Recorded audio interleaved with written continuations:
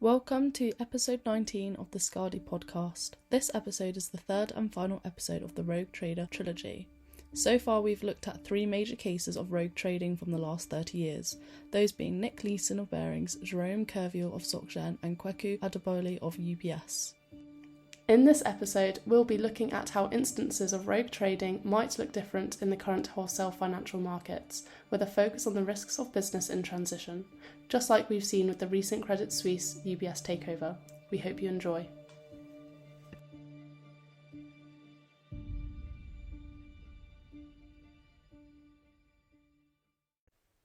Hello and welcome back to our final episode of the Rogue Trader trilogy. Up until now, we've been discussing the cases of Leeson, Jerome Kerviel and Kweku Adoboli, and how they managed to rack up some monumental losses due to their unauthorised trading activities. Having learned from the mistakes of the past, it's now time to look ahead to the current climate in the wholesale financial markets and think about how we can avoid these catastrophic instances from occurring again. One of the key risks that can give rise to rogue trading that the experts at Skadi had identified is this business in transition scenario. As I'm sure most of you listeners are aware, recently in the news we've been hearing about one of the largest mergers in the last 20 years. That is the merger of the two Swiss banks, Credit Suisse and UBS. A further risk stems from this new working from home climate post-COVID, which brings with it its very own difficulties when it comes to keeping a watchful eye on those front office traders. We'll discuss all these potential risks in due course, but first, let's hear a small recap of our three major rogue trading cases. In one, most call him the original rogue trader, but to others, he's known as Leeson. Let's hear from Skadi's director Damian how he managed to make his name in the world of white-collar crime. So, if we look at case study one, Leeson, probably the most famous of all, certainly in the UK, at Barings. Famously, he sunk Barings. In fact, of the three, he was the one that did the most damage, although his financial loss was in fact the smallest. It was enough to shutter what was at the time Britain's oldest merchant bank. His crime was to be trading, as you'll see it in all cases, all of these traders were trading futures mostly, and his desk was supposedly an arbitrage desk. He was looking to be buying contracts in one exchange or one market and selling the equivalent dollar amount of contracts on another exchange, and just taking the small discrepancy in price between these two to earn small profits for the bank. But as it turned out, this wasn't the case, and what he'd managed to do was take massive directional bets on the market by hiding a lot of the trades, famously in account 88888 that was set up. If you read the report, it's not clear whether he himself set it up or it was set up just as a pure error washing account, but he was very clever in the way that he was able to hide the reporting of this account through to his superiors in London and able to take big bets within this account. He was very hopeful that the volatility in the Japanese market, which was the one he was trading at the time, was very low at the time. So he was selling option strategies around this to try and take in massive amounts of money when markets weren't moving. And actually, what undid him was the earthquake in Kobe, which when it struck, caused a big sell-off in the market, which pushed him longer and longer in his positions, and he kept doubling up again to attempt to make the money back. And obviously, as we all know, this all unraveled rather spectacularly, and the dent that he put in Barings' balance sheet was enough to put them under. Leeson himself spent a bit of time in prison, and then himself became a minor celebrity, really. He appeared on Celebrity Big Brother, and bizarrely ended up becoming a manager of an Irish football team. Not sure where that fit into the story, but there you go. In two, he now works in IT. It's the record holder for most money lost via rogue trading, SocGen's Jerome Kerviel. Over to you, Damian. His rogue activity happened between 2005 and 2008. He was also arbitraging, looking to work on an arbitrage desk. He was on what was called the Delta One desk at SocGen, and this was supposed to be hedging out positions that SocGen had written they'd written structured products to send their clients called turbos. And the job of this desk was to hedge these positions so that SocGen theoretically had minimal risk to market movements as markets moved around the positions. In fact, a bit like Leeson, he was not arbitraging at all. He was taking huge bets. In fact, this was the largest of the three cases. He started small. He was, in fact, his first trade had been a profitable trade way back in 2005.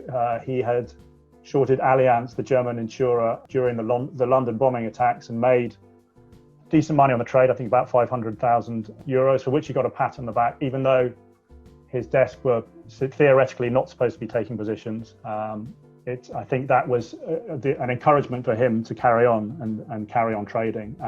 And he built up what was a huge position in the futures market, absolutely humongous. I think by the time it unraveled, he had something like a $50 to $60 billion position in the futures market in Europe. So he was initially, when the fraud was discovered, he was told he would have to repay the full amount of it, the full 4.9 billion euros he would have to repay. So on his highest salary that he had earned during his time at SocGen, which I think was 100,000 euros a year, that would have taken him 49,000 years to repay. He famously went to meet the Pope to chat with him and then undertook a pilgrimage back, walking from Rome to Paris to protest against the tyranny of the markets. And last but not least, in 3, our most recent case of rogue trading shenanigans. He spent the most time in prison before being deported back to Ghana. It's Kweku Adoboli of UBS. He worked on what was called the Exchange Traded Fund, or ETF desk, which is also an arbitrage type desk, although this desk, unlike the other two, was allowed to have positions on its books. It had small trading limits, which did allow the bank to take small positions based around client flow and client business in the futures and ETFs market. What he was doing, though, as well, he had inside knowledge of how a lot of the systems worked. He was taking huge bets and not hedging them out on the other side. So he took bets to the tune of, I think it was up to about $10 billion. And when it unraveled, he cost UBS just over $2 billion, which was enough to cost the CEO at the time his job. He spent time in prison and was in fact deported to Ghana in November of 2018. Thank you for that, Damian. So yes, these 3 cases represent the most high-profile cases of rogue trading in history, with losses being in the billions. However, one should not underestimate the power of rogue trading, even on a smaller scale. And this is why control functions within the financial institutions need to remain vigilant, no matter how small the firm. The Skadi podcast is a podcast primarily meant for audit, compliance and control functions within the wholesale financial markets. Its purpose is to give insights and provoke discussion that can help bring the frontline knowledge of the Skadi experts to practitioners in the second and third lines of defence. Now, with that in mind, we're going to move on to reflect on these 3 cases of rogue trading and how we can mitigate these risks in the current world of finance. So looking at each of these 3 cases, there is certainly one commonality that shines out.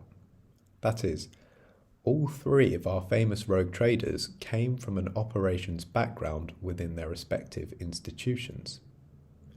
So let's see what the Skadi experts say on whether this type of progression still poses a threat in the modern world.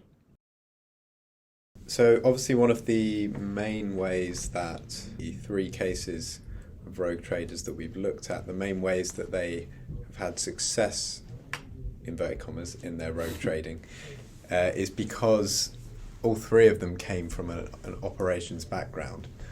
Leeson, I think, definitely did. Kweku started off at UBS and then, in a summer internship in operations. So is there still a risk of that kind of progression from operations to front office and those people being able to exploit that knowledge within kind of modern modern banking systems, financial institutions.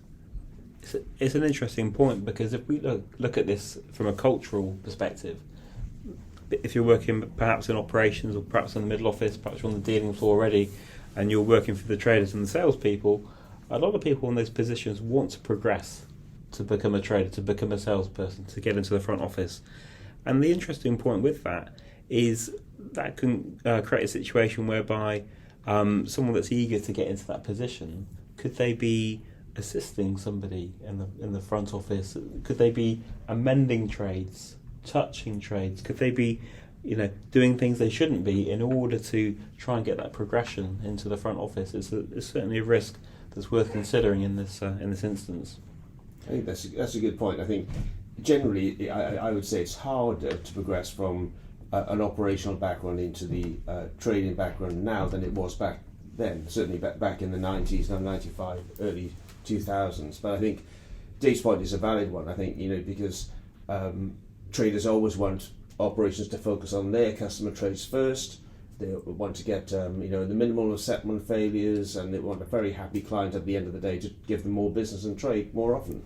So they will be often subconsciously putting undue pressure onto the operational side of things, and somebody with ambitions to move into the front office may well overlook other trading activity to focus on their preferred traders, clients, and move down that area. But I think in general, in all these cases, having a knowledge of operational systems was an advantage when they set about their rogue trading activities, because they had a front to back view of the whole business. They knew what would be red flags that would be taken seriously and acted on in a timely manner, maybe which red flags may get overlooked for a longer period of time. Yeah, and David, as you know, a lot of what happens in operations is on a cycle. There are certain cut-offs when certain reports are run, when certain reconciliations have to be done. So I remember you would sort of say to me, we have to get our instructions in by such a time. Exactly. Because we need to do it before the batch or whatever it happens to be, or I haven't got time, the batch is about to be run, all that kind of stuff. And it's that kind of knowledge which means that you can circumvent controls. Because if you know when batches are run, if you know when cycles are getting entered into, if you know when to enter trades and then cancel them later so that they don't show up in risk reports, and that kind of information it's possible to come across it in the front office, but you're really at the sharp end if you're in operations. So if you come from operations into the front office with all of that knowledge, that's really where you can really cause problems and cause benefit to yourself. And in the case of all three of them, what's really stark is how quickly they all undertook their rogue activity, because they knew when things happened and what they had to do. I think that's my personal view as to why it happened so quickly. Whereas if other people were approaching it that didn't have that knowledge, then of course there's a time lag as they try and learn and find out this information, but it also may not come to them because there are certain things that just aren't transparent as they would be in operations. With regards to separation of duties, you'd like to think optimistically that the risks that were there in the 90s just aren't there anymore. Leeson was in charge of the back office for a time and the trading activities at the same time in Singapore, and you'd like to think that wouldn't be a risk that's around in major institutions today. Yeah. Well, I think in major institutions you're right, Martin, but in small ones, then that can be a problem, because that can happen. And in small institutions, it doesn't take much to destroy the capital. I recall having a guy on the graduate scheme at one of the banks that I worked at, who later went on to rogue trade over a £5 million position, and that put the firm he was working out of business because he wasn't allowed to take positions, but he did, and that resulted in, I think, 20 people or so losing their livelihoods. Wow. That's the real impact of rogue trading. And he was given a jail term, even though it was by comparison to the likes of Leeson and Adoboli, these were, it was a very small sum of money, but the impact on people was every bit as large.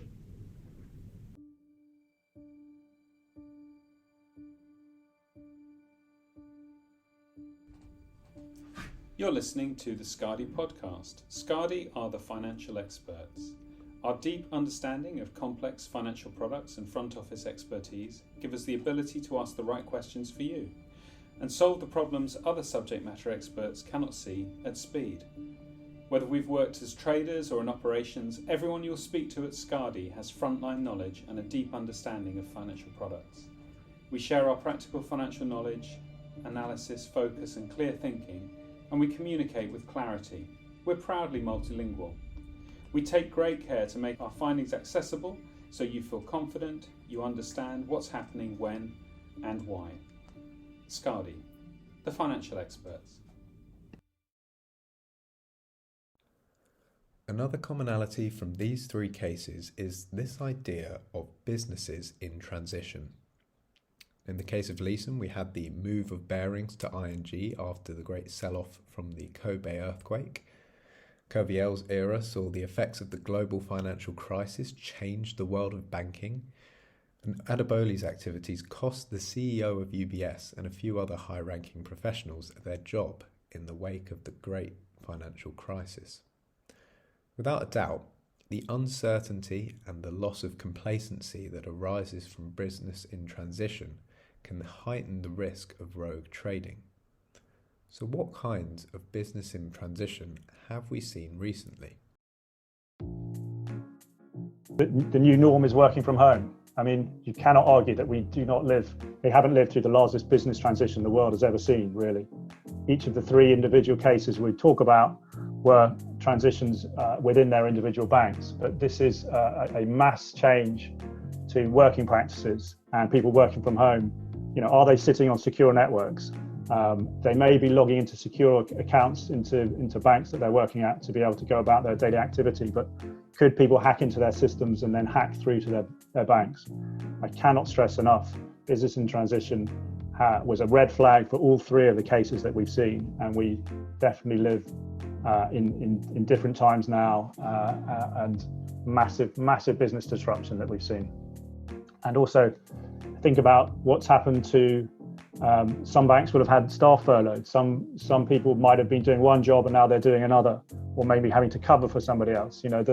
A lot of things were put in place when lockdown occurred to allow businesses to continue working, and hopefully a lot of these have been unwound and strict controls have been put back in place. But the chances for rogue trading in this sort of environment, in my view, have increased massively.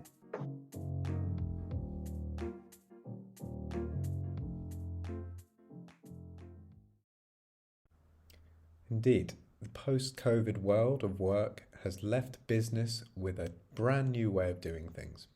And whilst this may be beneficial in some aspects, as with everything, there are bound to be risks that come along with it.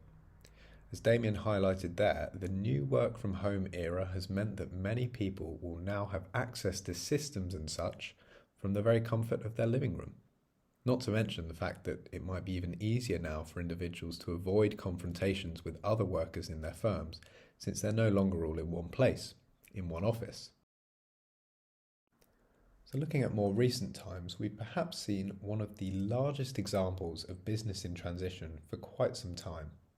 I'm referring, of course, to the merger between Credit Suisse and UBS, which stemmed from the banking turmoil that started off with the collapse of Silicon Valley Bank. As one might imagine, there are various difficulties when it comes to mitigating front office risk that can arise from the merging of two huge companies. Where to allocate different personnel, who gets oversight over which books, whose systems and practices will they use in specific areas. Let's take a look now with some of Skadi's financial experts at the key considerations for a merger as large as this, with respect to our other rogue trading cases. So when you're putting two organizations together, what are the challenges? Well, we looked at the three circumstances, the high-profile ones, Kweku, Kerviel, and Leeson. And one of the key factors in all of those cases was where you have a business in transition. And of course, where you're bringing two organisations together, that's the biggest transition you could possibly have.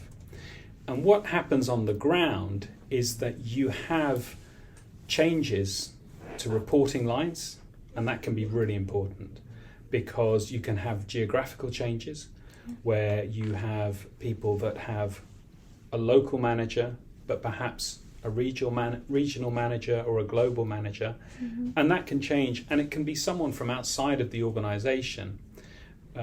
So if you were in Barings, you might end up working for someone in ING and vice versa. And of course, if you think back to the nature of those two businesses, they were pretty different, but people will make short-term political decisions to kind of create some security around staff, because the last thing you want when there is a change and you've just acquired a business is for all the staff to clear off. When you've just acquired a business, obviously you want the assets, but you need the people. The people are part of the assets and part of the strength of that business. So you will make political decisions to show that you're committed to that organisation. That could have bad consequences, because you could have a manager potentially that doesn't actually have familiarity with the products that are being traded. It's a rarity, but it happens. And in a case like ING and Barings, I'm not going to give you examples of where that happened, but you could see where you have one that's predominantly a bank and one that's predominantly a brokerage. They're two very, very different businesses. And so you will have problems there. In the case of Kweku Adoboli, I seem to remember that he had managers that changed.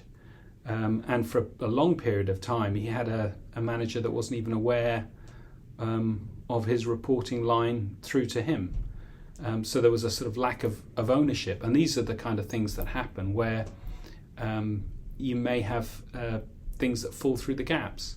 So in the case of Leeson, who was out in Singapore, it wasn't really clear where his reporting lines were, whether they were to Barings Securities, whether they were to Baring Brothers. He was part of Baring Futures.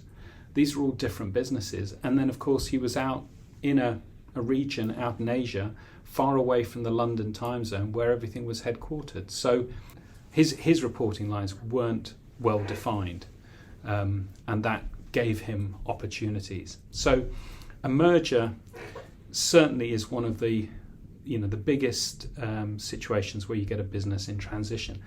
I've talked about things that happen in the front office, but David, you've been through a few different changes in your career. What happens at the back end? What can happen? Well, there's several things, isn't there? There's different systems being integrated, and there's the different people, different trading teams as well. And from the operations side, you kind of find out about this when the tickets are printed, when you're processing the tickets. So you're on the hop. You're trying to figure this out as and when this is coming through the plumbing of the financial markets. You're having to quickly act in order to be able to get everything settled on time. And of course, there's the tremendous risk that's created here with all this happening with different systems, different teams coming together. The margin for error is increased dramatically. I think also what has been evidenced in some of these cases too is where you've had a business that's growing successfully, generating revenue, and so there's an immediate response from management to beef up the front side because they want to make more money, and it takes time for the operational side to follow through and have that corresponding investment. Exactly. And that can cause real strains and problems. Exactly, yes. It certainly can. Nobody wants to find out the hard way in that scenario. And I think the point you make about systems is a really key one, because we see that in pretty much all of the organisations that we work in. You still have legacy systems which cause real problems within institutions. It can lead to people having to make fixes, double key things where they have one particular system that can't talk to another, or they may be trading a set of products which are hedged with other products, which means that they can't be booked in the same system, that kind of thing too. Exactly, different products being shoehorned into systems that don't really fit, but it's all having to be done so quickly and pushed through without being managed and tested in a controlled manner, which you really need. And new products and systems that are outside the scope for the current surveillance capabilities of the firm, and then the firm may then have to go and find a new provider, and look to bolt on bits and pieces to make sure they're covering all the activity. But these things take time, and there's opportunity there where gaps occur. Definitely some really important considerations in that discussion when it comes to businesses in transition. Without a doubt, transitions like mergers have a tendency to throw things into disarray for a short period of time, which can heighten the risk for unauthorised activity to slip past control functions unnoticed. But of course, business won't wait for the necessary changes to be made and settled. So in times like these, it's important to have a clear plan that allows you to have full line of sight over the kinds of activities that are taking place.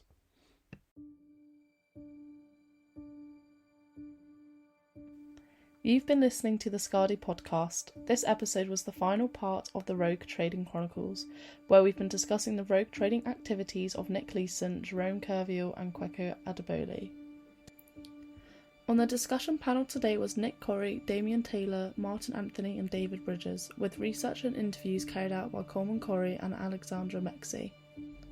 If you want to listen to more episodes, just find us by searching the Skadi podcast on any streaming platform, and feel free to connect to us at Skadi Limited on LinkedIn to read about our research and business relating to anti-financial crime and control functions. Thank you for listening.